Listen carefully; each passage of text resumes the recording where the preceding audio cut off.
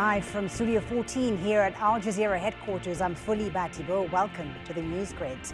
Moving in on Mosul, after more than a month of street battles, Iraqi forces are getting close to the center of the city in their fight to drive out ISIL. Many countries are part of the effort, but the Iraqi Prime Minister insists Turkish troops are not welcome. Former Turkish Prime Minister Ahmet Davutoglu joins us on the NewsGrid for a rare interview.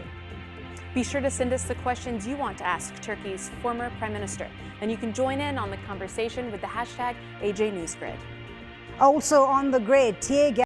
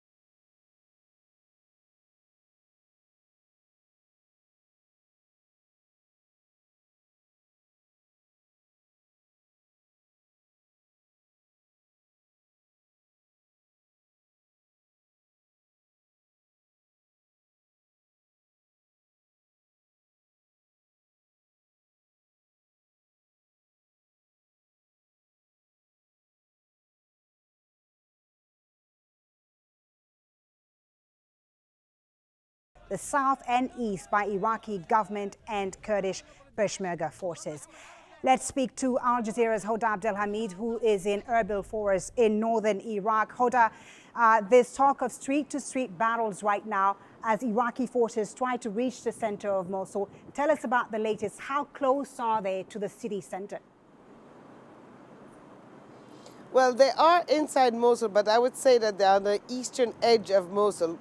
How far they are from the city center, that could be still a few weeks, just because, as you said, the battle is an extremely difficult one. It's a street-by-street battle. Sometimes it's a house-by-house battle. You know, we heard the Iraqi government saying over the past few days that they had taken control of Al Tahrir neighborhood on the eastern side of the city. Well, then they came again on the fierce attack by ISIL fighters who either had been hiding in that neighborhood or who had actually made a comeback to that neighborhood. So it's a very difficult battle, one that has to be negotiated hour by hour, and probably the strategies of that battle will have to recalculate every move on a daily basis. And then as long as the other forces, the ones that are inching in from the north, from the west and from the south, have not reached the city, to get into and to make that push towards the city center will be quite difficult. You cannot have that push and take control of a city as big as Mosul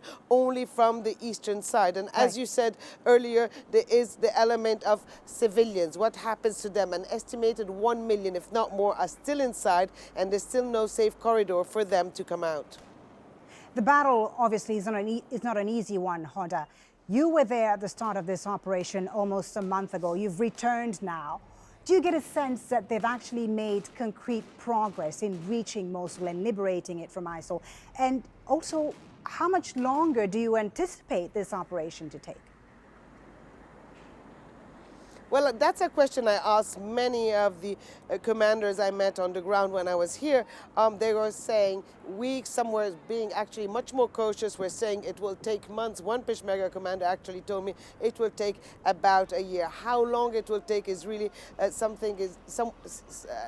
notion everyone is very careful about here, despite the optimism, despite the promises by the Iraqi Prime Minister that this would be something that would be wrapped by the end of the year. I think now we're nearly there, and there is a realization that it will go well into 2017, maybe into the second half of 2017. There are territorial gains for sure, but they are slow because you had an enemy for the past 2 years that has prepared itself for this day, that has dug these tunnels that we have seen, that has, as you mentioned, also has planted IEDs and booby traps everywhere, that has somehow popular support, if not coerce people into providing information. We've also heard from refugees and displaced people in the past saying that they were using children to give them intelligence on advancement of troops, of movements of human beings inside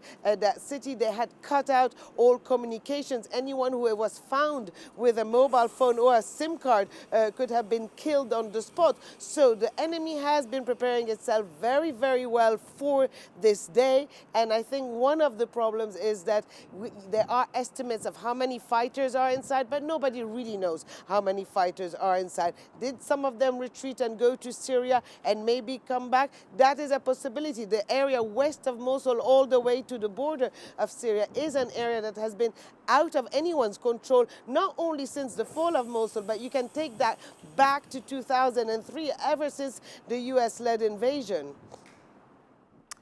Hoda Abdelhamid with the latest on the battle for Mosul there. Hoda AH, if you want to connect with her on Twitter. Thank you very much for that update, Hoda. Now, Turkish President Recep Tayyip Erdogan has addressed a NATO Parliamentary Assembly in Istanbul using some fairly strong language as he urged allies to support his country in the fight against ISIL in both Iraq and Syria. Take a listen. Turkey is a barrier between the terrorist organisations and the rest of the world, particularly Europe. If we fail in our fight and this barrier is demolished, terrorists will flood the whole world and unleash blood and fire. Let's strengthen this barrier instead of weakening it. Well, I'm very pleased to welcome a special guest on the NewsGrid, Ahmet Davutoglu. He was the Prime Minister of Turkey. He also served as the Minister of Foreign Affairs and as Chief Advisor to the then Prime Minister Recep Tayyip Erdogan, who's now, of course, the President of Turkey. Thank you so much for taking the time to visit us here on the NewsGrid. There's so much to talk about, of course, when it comes to the situation in the region. I want to begin with Iraq. And Turkey and Iraq agree on removing ISIL, of course, out of Iraq. But that's about the only thing they agree on. The Iraqis don't want Turkish troops involved in the battle for Mosul, which your government is very keen on having. What is your position? What is your view on the situation? Should Turkey be involved in the fight to liberate Mosul? Yes. And what would Turkey bring to the table? Yes. First of all, thank you very much for this program. I visited Baghdad after I became Prime Minister, and I welcomed Prime Minister Ibadi to Turkey for our high-level Strategic Cooperation Council meeting. In all these meetings, we agreed to work shoulder to shoulder against terrorism. Right. In today's world, especially regarding terrorism, borders are getting less and less significant because they are crossing borders. A terrorist threat against Iraq means a terrorist threat against Turkey. Right. So Turkish presence in Iraq. There is already a Turkish presence in northern Iraq. There are some 500 or so troops in northern Iraq. But as you know, the Iraqis are not very happy about that presence. Not Iraqis. Iraqi government has some concerns. Right. But Iraqis, when we come to Iraqis, you can ask people of Mosul whether they want Turkey or not, or Erbil or Kirkuk, or even other parts of Iraq. So here important is we have two goals, our presence there. I was Prime Minister when Bashika base was established, and the purpose was clear. First, fighting against ISIL together with Iraqi forces, right, not against Iraqi forces or not against Iraqi government. ISIL is a threat to all of us, and Turkey is the neighboring country feeling this threat directly. Right. So Turkey has to be there. Secondly, there is PKK presence, and PKK is trying to get ground as if they are fighting against ISIL.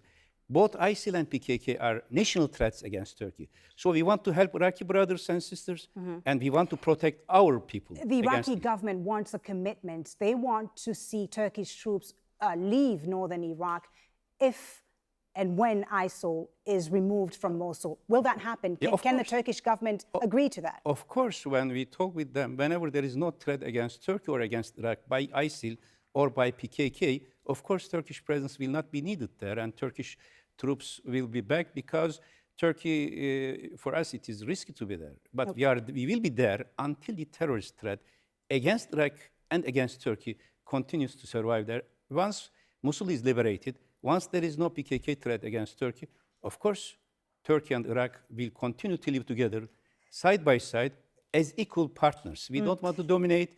We don't have any intention to expand our territory. There is no such a policy of Turkey. We want to help Iraqi brothers and sisters. Prime Minister Davutoglu, you've told us about Turkey's goals in Iraq. What about Syria? What today is the primary goal for Turkey in Syria? Is it to end the Kurdish PYD presence in places like Kobane, regardless of whether or not Bashar al-Assad remains in power? The first objective today, not only as former Turkish Prime Minister, but as a human being, for me and for Turkish people, the first goal is to help humanitarian-wise, to help our brothers and sisters in Syria, especially in Aleppo. Today, the last hospital was hit by the regime. Indeed. And all of us, we have to be together to help our brothers and sisters, our human beings in Aleppo. This is our humanitarian goal, to help people in Syria.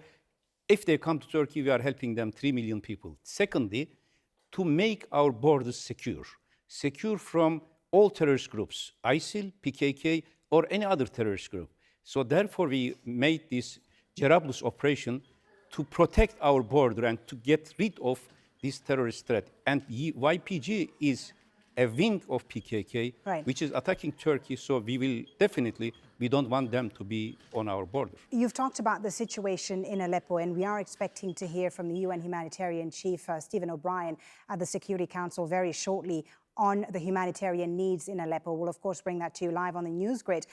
I want to talk to you, though, about what Turkey's actions are likely to be in Syria, especially when it comes to Aleppo, because the Turkish government has said that it would be unacceptable for the government to retake full control of Aleppo. Of course, eastern Aleppo right now is under rebel control.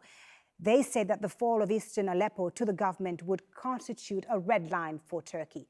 If that happens, what action would Turkey take? When they say this constitutes a red line, what does that mean? Yeah, in fact, all international community should act against this type of brutal and barbaric attack against Aleppo. Today, Aleppo is worse than Stalingrad in Second World War, or even almost Srebrenica situation. So UN should act, and Turkish action will be in line with the international community, I am sure. But unilaterally, Turkey has all the right to protect the border as well as to take necessary measures to prevent new waves of refugees. Of course, we will be helping them, but at the same time, we will do all necessary action to stop these massacres and brutality in Aleppo. We have a question from Twitter, Prime Minister Davutoglu, and Kurt is asking on precisely Syria. Is the war in Syria not the biggest actual threat to Turkey's territorial integrity? And if it is, as you yourself has said, why add to it? No, in fact, the existing situation in Syria is a threat to Turkish national security as well. So we are trying to help Syrian people, regardless of the ethnic origin, Arabs, Kurds, Turkoman, Muslims, Christians, Sunnis, Shiite, Alevites, and at the same time, we want to protect our national security.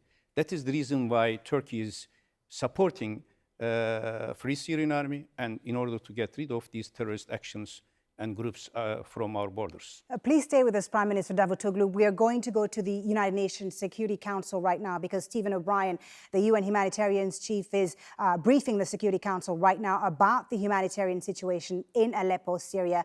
Let's listen in to what he has to say. And injuring more than 350 more. Over the weekend, an attack on a school in the Al-Furqan district in western Aleppo with mortar shells and rocket projectile by non-state armed groups reportedly killed 8 children and injured several others, while the local university was also hit. Overall, some 25,000 people have been displaced in western Aleppo in the last few weeks as a result of shelling by non-state armed groups. Let me be clear, we are not just seeing a resumption of violence in Aleppo. This is not business as usual. What has been unleashed on civilians this past week is yet another low in an unrelenting, inhuman onslaught. And it is as heartbreaking as it is not inevitable. These parties to the conflict are, all of them, choosing to do this. It is civilians who pay the price. Mr. President, since July, 275,000 civilians have been trapped in eastern Aleppo due to the siege tactics placed on them by the Syrian government and its allies. Russia and Syria have opened corridors for civilians to leave, but they are reportedly unsafe or perceived as unsafe to traverse. There have also been reports that non-state armed groups inside eastern Aleppo prevented those wishing to leave the city from doing so. Humanitarian conditions in eastern Aleppo have gone from terrible to terrifying and now barely survivable by human beings. On 13th November, the last of the available WFP food rations were distributed. Pre-positioned before UN access was cut off in July, rations were drawn out as long as possible, but now they are gone. Only a handful of rations from local NGOs remain, food in markets is scarce, and prices have skyrocketed. Fuel and gas to cook food is reportedly unavailable in most neighborhoods.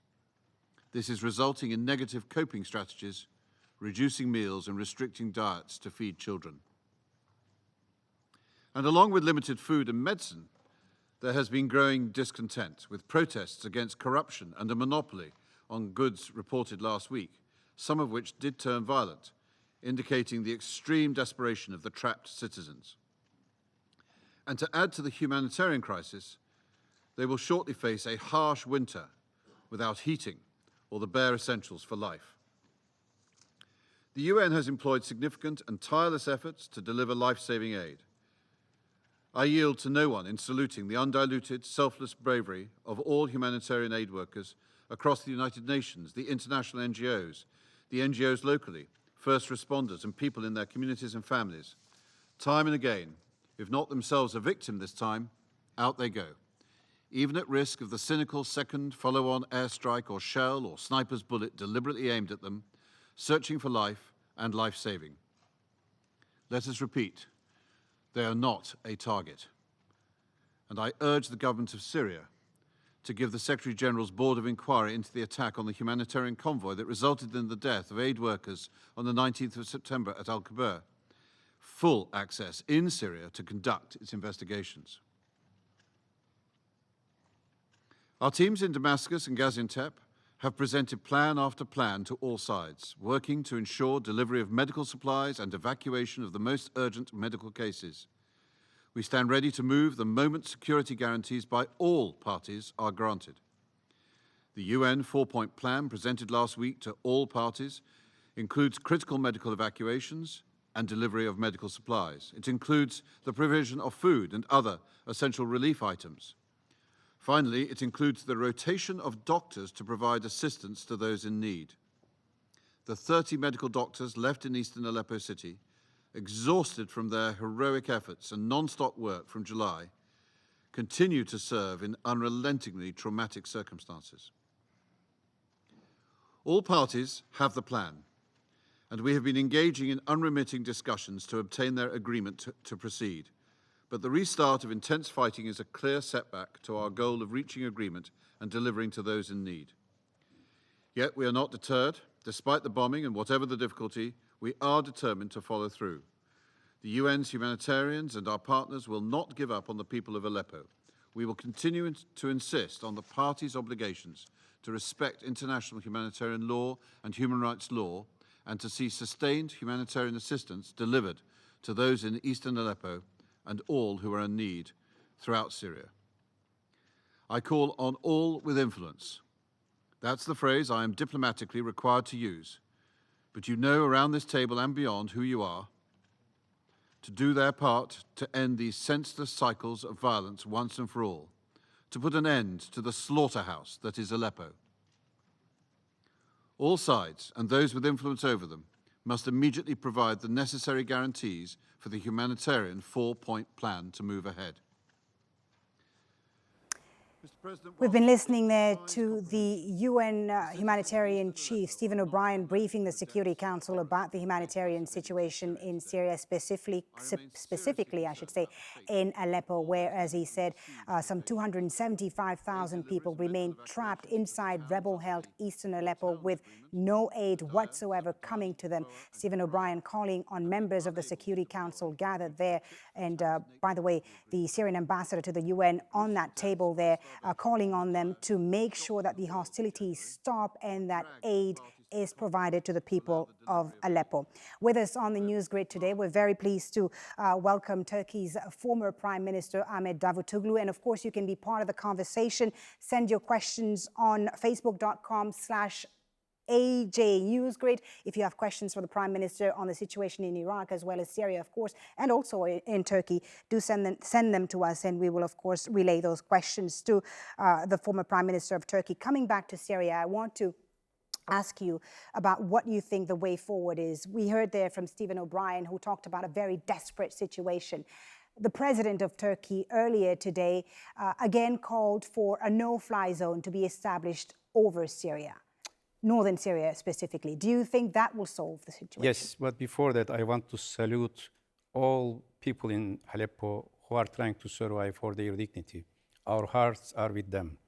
But as our president said, and as we have been saying for last 3 years, there should be a no-fly zone because this is collective punishment. The airplanes are attacking. But it's very, very unlikely that the Security Council will agree to a no-fly zone. Unfortunately, because of Russian veto. And I think Syrian regime wants to misuse this transition in the United States. During that era, they want to do all the massacres, hoping that nobody will raise the voice. But I am calling from here all responsible statesmen, leaders, all opinion makers everywhere in the world, we have to raise our voice. What is going on in Syria is terrible, but what is going on in Aleppo right now, when we are talking on Aleppo, is really beyond imagination, a barbaric action. I am sure those who are responsible for this barbaric action will be questioned in the future.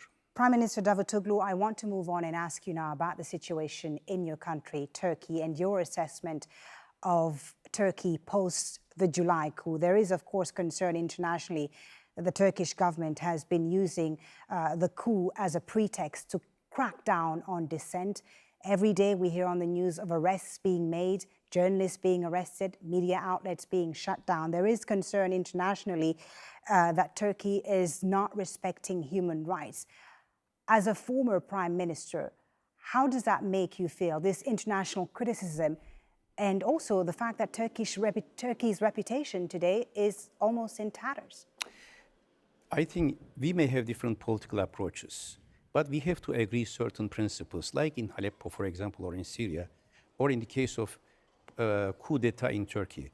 All of us, we have to agree that humanitarian access to people in Syria is necessary. But I'm talking about the situation. I am coming. All right. And all of us, we have to work for that. Like in the case of Turkey, all of us first, we have to condemn coup d'etat attempt in a democratic country against an elected president, bombarding parliament building, bombarding people, and killing 241 people in the streets, right, and injuring 2,500. But the concern again is that the crackdown has gone too far. It is who is judging on what ground. It is not a pretext. We should not forget that, of course, Turkey is a country of rule of law, and everybody must respect to rule of law. If there is anything beyond these rule of law regulations, there are mechanisms in Turkey through judicial mechanisms and even through European Court of Human Rights. Everybody has a right to use this. Right. But first of all, international community and all democratic leaders, countries, should support Turkey against this coup d'etat, which was one of the most brutal action in the modern history against a people. As you know, a lot of people have difficulty understanding that as many as 36,000 people have been arrested in Turkey as a result of this coup. Yep, because this group who organized this coup, they have been infiltrating to all bureaucracy. Right. and it is a network. It is not just a military group. It is a network of bureaucracy. I don't mean that there may be some people who have been affected negatively. But important is, as a former prime minister and as a human being, as an academician, we have to talk for rule of law and democratic principles. Okay, I have one last question for you because, of course, as a result of this coup and the crackdown that ensued, relations between Turkey and the European Union have been strained. Turkey, of course, has been trying to join the European Union for the last 11 years, and the accession talks seem to be in jeopardy today when you listen to many European countries. And we have a question here from Graham on Twitter who is asking, why did you work so hard for EU accession, you yourself, when the EU works so hard to keep Turkey out? Last year, exactly 1 year before, 28th of November, we had Turkey-EU summit, and I was in that summit representing Turkey. And we organized 3 summits, and we made an agreement on 18th of March based on 3 principles: working together against refugee crisis, and fortunately now there is no refugee dying in Aegean Sea or on Turkish borders. So it has been a success. Now we expect visa liberalization as well as updating custom union should be on track. And we agreed to have a leaders summit every 6 months. It is now time with Turkey and for Turkey and EU to talk together, rather to open the dialogue, to continue so to no have dialogue. pivot to the east as President Erdogan has been calling for? No, it's just not President Erdogan, and I am sure he is ready to talk to anybody. Same for those who are now preparing a bill in European Parliament to suspend accession process of Turkey. This is, I am calling them as well. So based on the agreement which we agreed last year, we should come together, and our government, our president, European leaders should talk about the future of our relations. EU needs Turkey and Turkey needs EU. In such a turmoil in Syria and everywhere in the world, Turkey and EU should have a dialogue channel like what we had last year, and I am calling European leaders to open these channels and have more dialogue with Turkish government, with our president, so that things will be on the table to be shared and to be solved, other than not threatening or not taking certain decisions in European Parliament. I hope there will be such a channel being opened, like last year what we had, and I hope Turkey and EU will work together for our common future. Prime Minister Davutoglu, thank you so very much for joining us here on The Grid. As you can imagine, there are lots of questions coming from our viewers, and you can continue asking the Prime Minister your questions on our Facebook page, facebook.com/AJ News. He will be joining our Jamal Al-Shayel at 1700 GMT to take in more of your questions about the situation in Turkey, of course, but also in neighboring Iraq and Syria. Thank you so much for being on the News Grid. Now, let's return to Syria and the UN humanitarian chief briefing, as we've mentioned, the Security Council about the humanitarian situation in Syria, specifically in Aleppo. Mike Hanna is joining us now from UN headquarters in New York. Mike, tell us about what Stephen O'Brien has been saying so far. What's his message to the Security Council? Well, it's a message that he's given month after month in these regular briefings to the Security Council. He's told the Council this morning that month after month, he says, the level of depravity, as he puts it, in Syria cannot get any lower, and yet it does. He says there has been ferocious fighting in recent days, in Aleppo in particular, both in the east of Aleppo, where there are nearly 300,000 people living under siege, and also, he says, in the west of Aleppo, which has been bombarded by non-state actors, as he puts it. He says the situation gets worse and worse. The last supplies within eastern Aleppo ran out 5 days ago. There is no food anymore. He also cited a horrendous statistic that since the Syrian war began, 750 medical workers have been killed. Now this an incredibly high number. He also looked at Syria as a whole and pointed out that close to 1 million people in Syria are tonight living under siege. He criticized the Security Council, saying that if the Council cannot come together to start to address the situation, then what on earth is everybody doing here?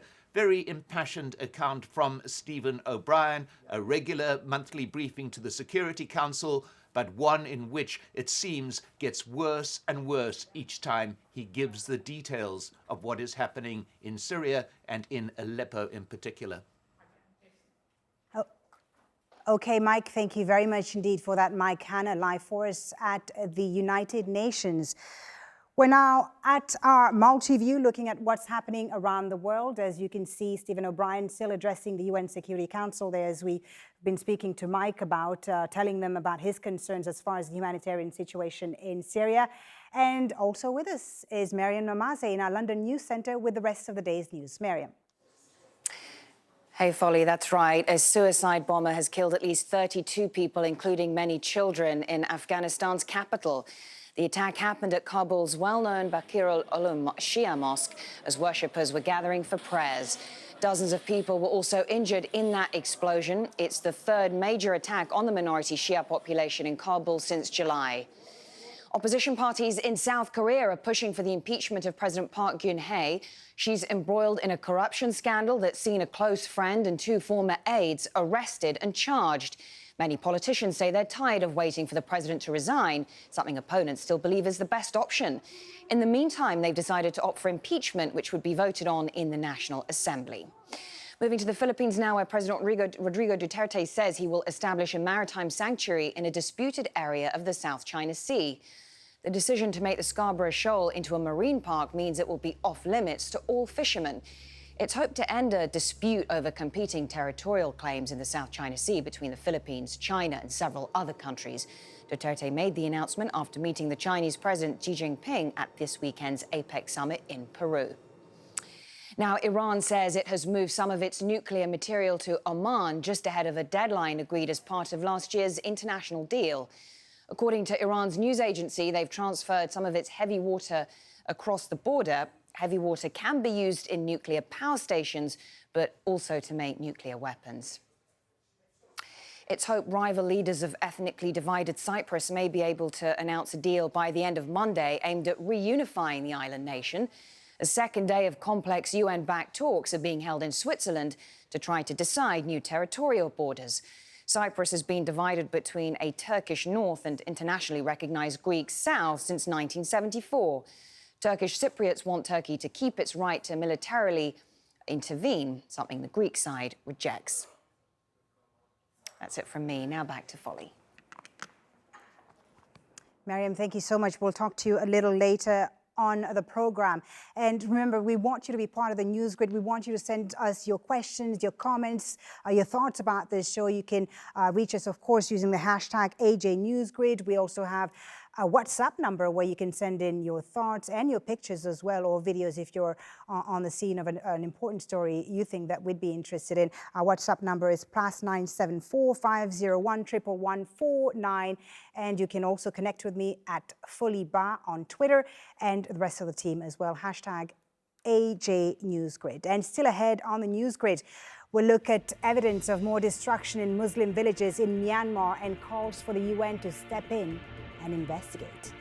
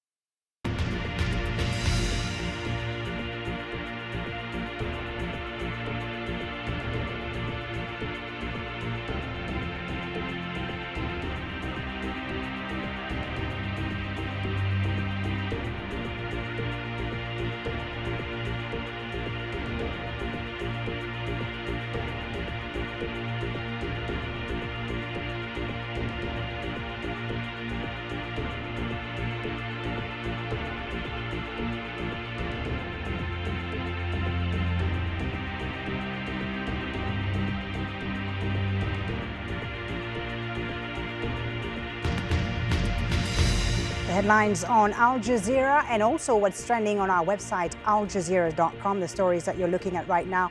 Number one on there, the battle for Mosul and ISIL's innocent victims. You're also talking about the Oromo protests, interestingly, that have changed Ethiopia on our website, aljazeera.com. We are live on air and also live on Facebook. Thank you so much for being with us on the NewsGrid. Let's now move on to the protests against the pipeline project in the U.S. state of North Dakota. I want you to take a look at this. It shows the moment police fired tear gas at hundreds of demonstrators who were trying to push past a blockade. Police used water cannon on the group. Now, keep in mind that temperatures have dropped to below freezing, so you can just imagine how wet and cold these protesters would have been. One person has been arrested, and activists say 100 people have been injured. That's clouds of tear gas you're watching right now. It's tear gas, all of it. That's clouds and clouds of tear gas. Please raise your water bottles so we need water. Remember, There's calls for medics right now. Now let's get some insight from one of Al Jazeera's online team, Patrick Strickland. He's reported extensively on the North Dakota pipeline protests and has spent time with communities like the Pine Ridge Native American Reservation, which say they'll be affected by the project. I spoke to him earlier in the newsroom and asked him to give us the story behind the pictures of protests that we see. There's a lot of communities that aren't necessarily the Standing Rock Sioux tribe or necessarily in North Dakota in that area that are going to be impacted by this. Of course, the river provides water to upwards of 17 million Americans, not just indigenous people. In the South Dakota reservation of Pine Ridge, which is the second poorest in the United States, if there were a potential rupture, then that would totally contaminate their water supply as well. And then you have 38,000 people on one reservation alone, among the poorest in the U.S. Yeah. This is a Pine Ridge Native American Reservation that you visited, right? Yeah, that's right. So what did you see there as far as life for the people? How is it for them living on that reservation, and how will they be affected if this pipeline is built? Yeah, I mean, you just have to bear in mind that these are people who are grappling with institutional neglect at an immense level, institutional poverty that's intergenerational as well. The average individual income for a year is about $4,000, so it's quite bad. So if you can imagine that people would then lose access to potable or clean water, and how those protesters is because they are extremely aggressive. This is how they've described them. I know that you've spoken to some of the people who've taken part in the protest. Did they come across as aggressive to you? No, certainly motivated. Right. You know, I mean, there's people from all across the country coming to join the protest and to push back against the pipeline project. I spoke to Deborah White-Plume, who is one of the leading indigenous activists in the U.S. Right. And she was there on the first day that private security forces and police released the dogs, the attack dogs. Yeah, the videos of police releasing those dogs did go viral, right? Very dramatic videos, right? And from what I understand, I mean, that it's hard to call the protesters aggressive when you're releasing attack dogs using rubber bullets or rubber-coated steel bullets, mace, and other forms of what they call less than lethal weaponry. Yeah. Now, the protesters say the pipeline threatens water resources and also sacred tribal lands. Now, the reservation that you visited, they're not directly affected by the route, of course, but you talked about how their water resources would be affected. The argument is, though, that this would bring economic benefits to these reservations. Do the people hear that message or not? They hear it, they certainly reject it. Why do they reject it? Well, I mean, all of this is tied to the very long history of ethnic cleansing and genocide of indigenous people in the United States, and broken treaties as well. I mean, in Standing Rock, the reservation, you know, was supposed to be much larger than it is today, dating back to treaties from 1851 and after, but the U.S. government has reneged on many of those. It's like indigenous places all over the country. Right. And how do you see this then being resolved? Can it be resolved at all?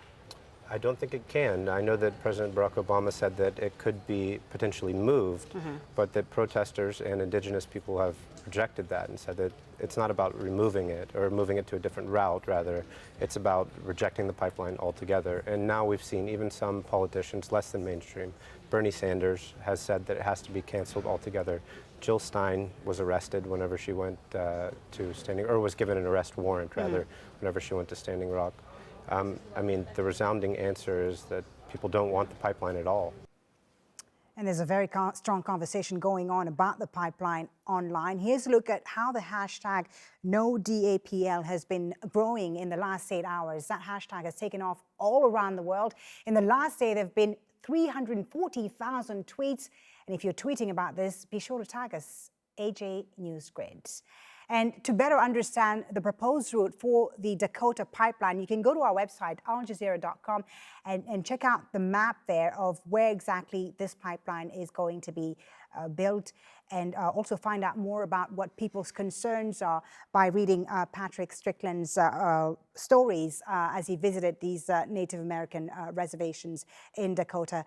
That's on our website, aljazeera.com. Now, staying in the U.S., his president-elect, but Donald Trump, is also the tweeter-in-chief. Trump spent the weekend at his New Jersey golf course holding meetings with political allies and potential appointees for his administration. But he also spent the weekend back on Twitter, hurling insults at both the cast of a Broadway show and at a popular TV comedy series. One of his most effective tools on the campaign trail, and sometimes his Achilles heel, was his Twitter account. And that still seems to be the case. Leah Harding now, our social media producer, joining us with more on this story. What are people saying online about this story? A lot of people think Donald Trump's conversation around his reaction to Hamilton was both funny, and some people think it was sad. When Rob Ford here, he is a political professor out of Manchester University. He said, if you're a journalist writing about Trump Hamilton tweets instead of Trump hard right appointments, then you've learned nothing from the last 18 months. What is that we've learned? It's that Donald Trump controls his own online conversation. Here's a tweet that I put out earlier to kind of give you an idea of what I'm talking about. So this red line here, this is a Google Trends map for you. That is showing you the conversation around Trump University, the lawsuit that he settled earlier this week. But then here on November 19th, when he started tweeting about Hamilton, it took over the conversation on his Twitter feed. 44,000 retweets. A lot going on in his Twitter feed, including some teases for who may be on his next cabinet. This one here saying General James, he calls Mad Dog Mattis, who's being considered for Secretary of Defense, was very impressive yesterday.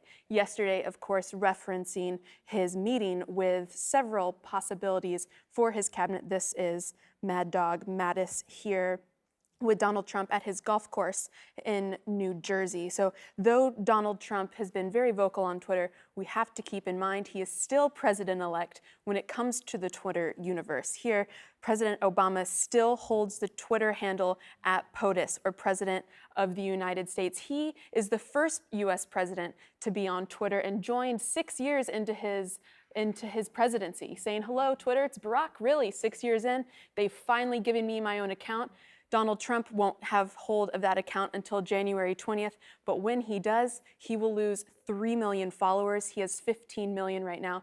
President Barack Obama has 12 million. So a definite change for him in many ways for Donald Trump. If you're joining in on this conversation, we'd love to hear from you. Any comments you're writing, just tag the hashtag AJNewsGrid, or you can write to me directly at Leah Harding, AJE. Folly? Leah, thank you very much indeed for that. Now to a more serious story, and Human Rights Watch has put out evidence of what it describes as a new wave of destruction in Rohingya Muslim villages in Myanmar's Rakhine state. The allegations are based on new satellite images. Now, let's take a look at the pictures that we've been seeing. The first picture taken on November 10th of Wapake village. Human Rights Watch says the imagery is displaced in false color near infrared to highlight newly burnt land and structures. Now, here's the same village just over a week later. It appears to show the loss of most, if not all, of the homes and buildings. The US-based rights group is urging Myanmar's government to invite the UN to be part of an impartial investigation. The government, though, accuses Human Rights Watch of exaggerating the situation in Rakhine State, where the military is carrying out operations against armed groups.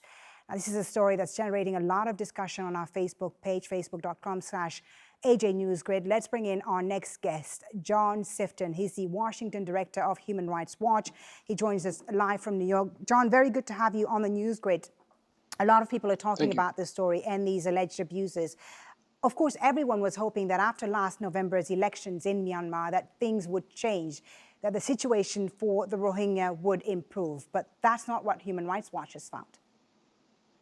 Not at all. We have tremendous worries about the fact that the civilian government in Naypyidaw is not really addressing what's going on in the western state of Rakhine.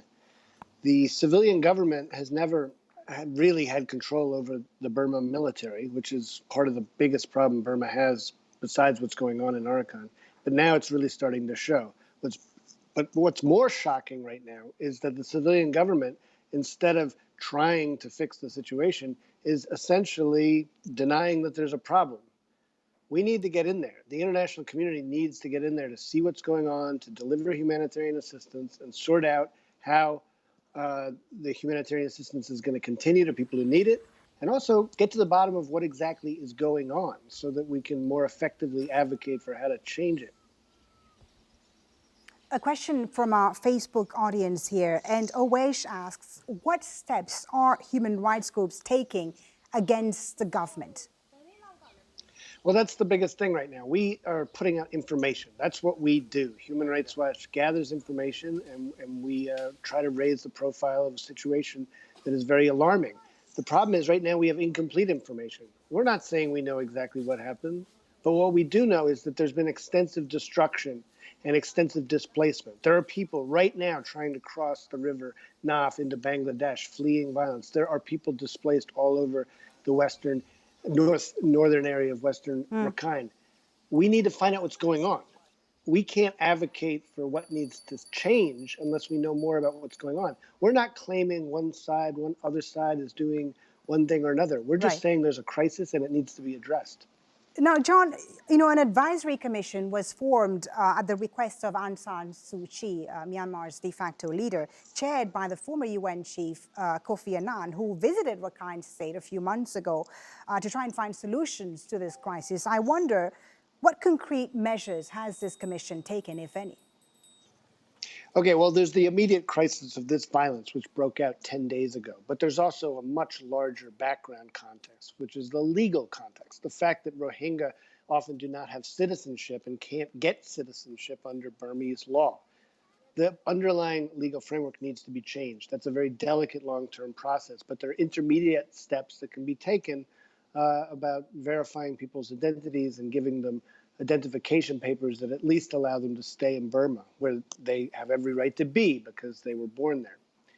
So the commission, if it can proceed, can address some of those bigger picture legal changes that need to be made. But the most immediate need right now, with respect to this violence that is going on, is to let the United Nations Office of the High Commissioner for Human Rights into Arakan to carry out investigations, or at least accompany government investigators. And Human Rights Watch and other human rights groups and journalists also need to be granted access. If the destruction is not as widespread as the government is claiming, then let us see for ourselves and verify our satellite images and verify the information we're getting over cell phones and other sources from inside and from refugees who are fleeing. John, thank you so much for your thoughts. Thanks for your insight on this. John Sifton of Human Rights Watch joining us there via Skype from New York. Leah, once again with us here on the NewsGrid, and this story is generating a lot of interest, of course, on social media. It is, Folly, but something to be aware of. This conversation is also generating a lot of fake news. There were some very disturbing images that our team here at AJ NewsGrid came across, and our producers went to verify the origin of the pictures. Some of them, very, very disturbing, as I told you, were from Nigeria from 5 years ago, pictures that were claiming to be from the Rakhine State, from this latest bit of alleged brutality. So it's something to be very aware of, especially when something is tagged just simply with the hashtag Rohingya. That's where we saw the most amount of fake news. But there's a lot of real news also coming out. I spent part of the afternoon talking to a producer. Here are some pictures here. He has a team out of parts of Myanmar who are sending him this information. He is Rohingya himself. His name's Ne San Nguyen. He has been posting these pictures we saw earlier earlier of the Human Rights Watch posting pictures of satellite images showing burnings of buildings. These are ground images of similar acts here. Several pictures documenting that. Something that he was saying when I was speaking to him, what Nason was saying is that there is a lot of information coming out, but there's a lot of fear among the Rohingya that the government are monitoring their motion. So it's not that there aren't pictures, it's that it's difficult to get them out of Myanmar, and then, of course, to prove that they are real. Something that I found quite interesting, the leader of Myanmar, Aung San Suu Kyi, has not posted anything about this. She hasn't posted anything on her official Facebook page since April of earlier this year, though her spokesman has said that the Human Rights Watch report is, quote, exaggerated. This is something also that has led to the Rohingya being something that we haven't talked much about, but we do often on Al Jazeera, which is they're a refugee population. Essentially, a lot of them are trying to leave Myanmar out of the Rakhine state, some into Bangladesh, down into Malaysia and Thailand, an ongoing conversation. Yeah. We'd love to hear from you. #AJNewsGrid. Thank you so much for that, Leah. And a lot of people, of course, asking why Aung San Suu Kyi, who won the Nobel Peace Prize, isn't doing more about the situation of the Rohingya people in Rakhine State. Thank you for that, Leah. Now, coming up, winter is coming, at least for Canada. That's ahead in our weather check. And then the rooftop rebels with a cause will meet the young people in Hong Kong scaling skyscrapers to push their message.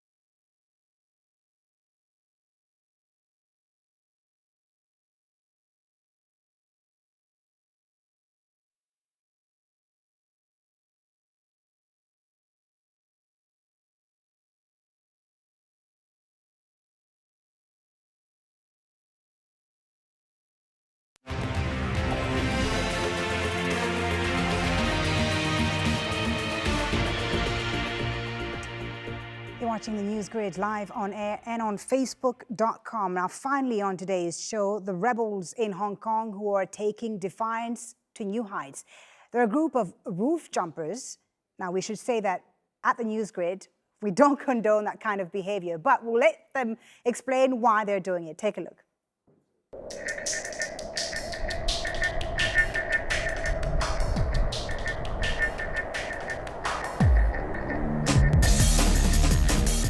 I don't hate rules, but sometimes rules are just stupid.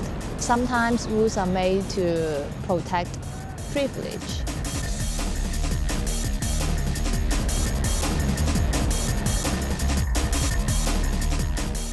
My roof-topping friends, they all have same value with me. They also think that the government is not serving the people now in Hong Kong.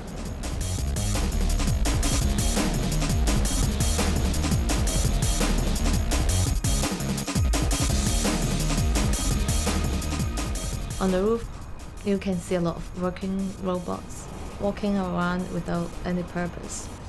Then you think, what's life for? Just work? When I see the robots, I would think I don't want to be one of them. That's why I'm on the roof and seeing you walking.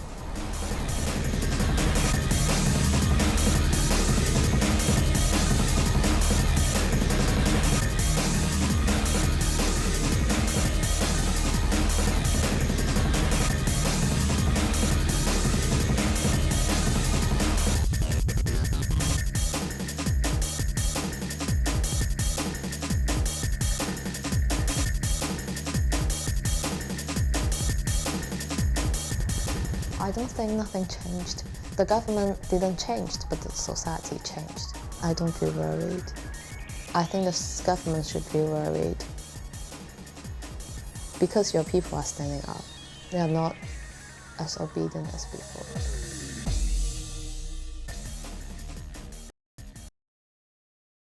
NewsGrid and all the other contacts are on there as well, and Facebook, of course, as well, Facebook Messenger to chat with us. Thanks for watching.